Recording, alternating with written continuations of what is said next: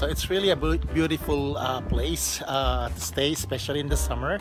There's a lot of fun activities over here. So I came here with Richmond's class. So yeah, for their field trip. So we got here to the one of the best places for camping. We call it Camp Manitou. It's outside the city. So yeah, I think they're having fun. Everyone is having fun in here. So yeah, beautiful place. And yeah, you can hear kids having fun as well. Yeah, oh my, I love the cool breeze. It's really good. Yeah.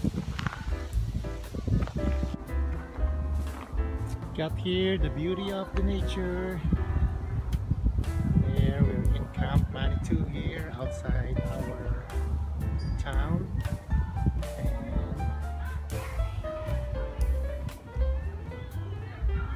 the view is so beautiful.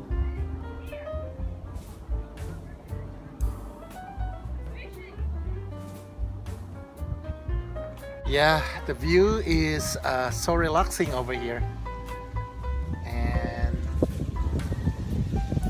I can feel the cool breeze because it's close to the lake actually.